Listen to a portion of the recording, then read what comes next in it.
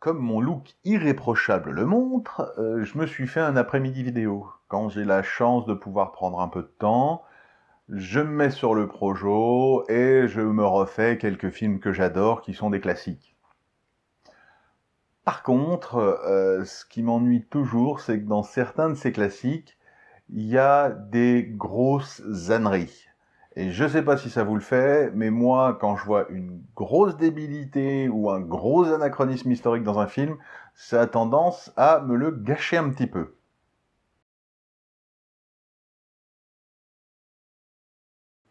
Donc par exemple, dans ma vidéo sur les Thermopyles, je m'étais un peu moqué du film 300. Sincèrement, les types ont des boucliers en métal, des protèges tibia, des protèges avant-bras en métal. Vous croyez vraiment qu'ils partent au combat torse nu? Ah bah oui, hein. Un coup d'épée dans le cœur ou dans les poumons, c'est pas grave, mais alors faudrait surtout pas avoir une coupure sur le tibia. Y a personne que ça choque. C'est juste parce que, en fait, les cuirasses des Spartiates auraient caché leurs beaux pecs et leurs beaux abdos, et que c'était moins chatoyant pour les demoiselles hormonalement actives. Mais tous les Spartiates portaient des cuirasses comme tout le monde, parce que personne va torse nu en slip à l'assaut.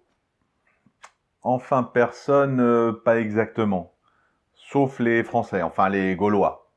Parce que les Gaulois ont inventé la cotte de maille, mais contre les Romains, ils en mettaient pas parce qu'ils trouvaient que ça faisait pas assez viril d'aller au combat avec une cotte de maille. Du coup, ils se faisaient trucider pour avoir l'air viril. Et en même temps, c'est un peu bizarre d'avoir des questions sur ta virilité quand tu combats des mecs en jupette. Mais après ça, chacun son... hein. D'ailleurs, puisqu'on parle de jupette, on pourrait peut-être s'arrêter 2 secondes sur Gladiateur, que j'ai adoré personnellement, mais il y a quelques petits soucis dedans. Par exemple, le fait que toute l'histoire est basée sur la peur de Commode, que son père donne le pouvoir à Maximus et pas à lui. Mais ça, historiquement, c'est un petit peu ennuyeux parce que le pouvoir lui a été transmis par son père. Il a été donc désigné successeur à l'âge de 5 ans. Donc, voilà la tête de l'acteur dans le film. Est-ce que vous trouvez qu'il fait moins de 5 ans? Pour moi, c'est clair, il a quand même un tout petit peu plus. Donc, il n'y a aucune raison qu'il ait la trouille de ne pas être désigné, vu que c'est déjà fait depuis de nombreuses années. Mais bon, on va laisser passer ça, parce qu'on n'est plus à ça près, donc imaginons. Moi, je voudrais qu'on s'arrête juste 2 petites secondes sur la bataille du début, la bataille de Germanie qui se passe dans les bois. Donc, est-ce qu'il y a eu un concours de la bataille la plus ridicule et la plus improbable? Ou alors est-ce qu'ils ont juste tiré des imbécilités au sort et qu'à force, ils ont réussi à faire une bataille avec? Parce que, techniquement et tactiquement, c'est totalement débile. Je m'explique tout de suite parce qu'on va dire que je critique pour rien. Donc, l'armée romaine à cette époque est la plus puissante et la plus victorieuse du monde parce qu'elle est organisée, qu'elle combat en formation et dans la plus grande discipline. Même les glaives qu'il porte à la ceinture ont été raccourcis par rapport aux anciennes versions pour éviter de trucider son voisin dans les formations quand on dégaine. De plus, leur technique ce jour-là est basée sur une charge de cavalerie. Alors bon, mis à part que la cavalerie romaine était limite inexistante et qui s'en servait très très peu, mais imaginons, je pars pour ta charge de cavalerie, il n'y a pas de souci. Donc, leur idée, pour faire manœuvrer des grosses troupes et pour faire charger la cavalerie, c'est que le mieux comme terrain, c'est les bois remplis d'obstacles, d'arbres, de branches et de racines. À quel moment?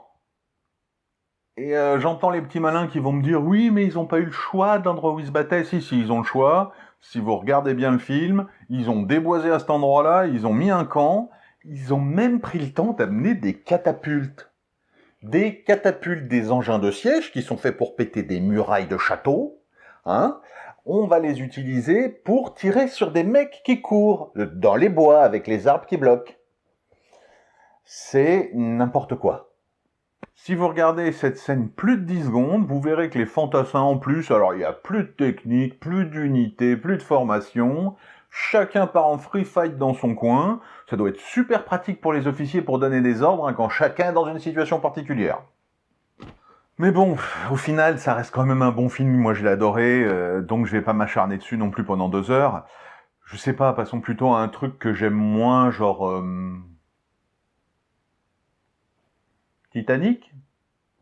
Pour ceux que ça intéresse, le Titanic sombre le 15 avril 1912. Peut-être que quelqu'un dans l'équipe de Cameron aurait pu prendre la peine d'aller sur Wikipédia pour voir la date. Ça aurait évité la masse de conneries qu'il y a dans ce film, parce qu'en fait, c'est pas le Titanic, c'est la machine à voyager dans le temps. Par exemple, quand Jacques parle à Rose pour l'empêcher de se suicider, si vous vous souvenez de la scène, il lui raconte ses superbes baignades au lac Wissota, tout ça, tout ça. Faudra qu'il m'explique comment il faisait, parce que c'est un lac qui a été creusé en 1915, hein, donc premier voyage dans le temps. Mais il ne s'arrête pas là, parce que quand il lui montre ses dessins, il lui montre notamment un dessin qui s'appelle Madame Bijou.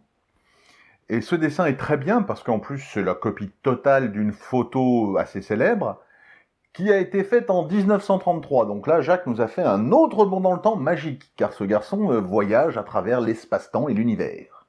Mais Rose aussi est une voyageuse du temps, car elle admire sur ce bateau un magnifique tableau de Monet, les Nymphéas, tableau qui a été peint en 1920, donc c'est magique, elle l'a ramené du futur. Et c'est d'autant plus magique pour ce tableau qu'en fait les Nymphéas c'est une série qui commence en 1906 ou 1909, je me souviens plus exactement, mais du coup, on aurait pu lui donner un tableau peint avant le voyage du Titanic. Mais non, à quoi ça sert? Donnons-lui un qui est fait après, c'est encore mieux. Et puis alors, est-ce que ça vaut la peine de parler de la pièce qu'elle donne à Jack avant la fameuse scène du dessin, sur laquelle on a la tête de Roosevelt. Roosevelt, qui, je le rappelle, est élu président en 1933. Ouais! C'est quand même incroyable que même l'histoire des présidents des États-Unis la connaissent pas. Et puis, comme bouquet final historique, ils la font passer devant la magnifique statue de la Liberté toute illuminée, ce qui est assez formidable parce que la statue de la Liberté est illuminée depuis 1985. Donc ils sont juste trompés de 73 ans, mais c'est pas grave, au point où on n'en est plus là, hein.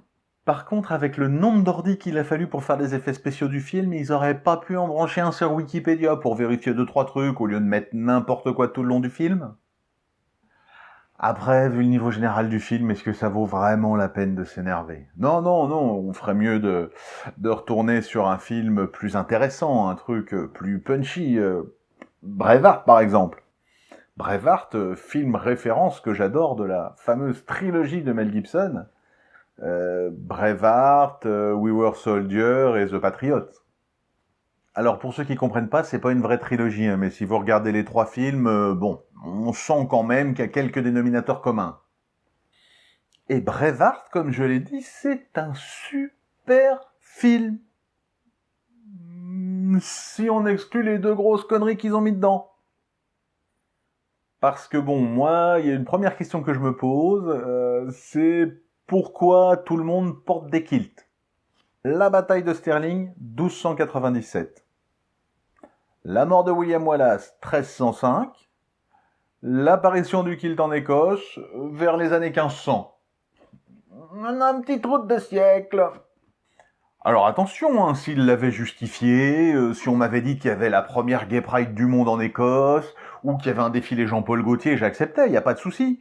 Mais là quand même, 2/3 des acteurs portent des costumes qui n'ont rien à voir avec l'époque. Franchement, les réalisateurs, quand vous faites un film à 53 millions de dollars, pensez à lâcher un SMIC à un agrégé d'histoire pour qu'il puisse vous dire quand vous faites des grosses âneries. Bon, de toute façon, c'est pas la peine que je m'énerve. Ce que je vais faire, c'est que je vais redescendre me mater les Goonies ou Buckaroo Banzai. Au moins dans les années 80, les films, c'était n'importe quoi, mais c'était totalement assumé. Et puis, ce qu'on va faire, c'est qu'on va se revoir rapidement et je vous promets que je vous déglinguerai un de vos films préférés.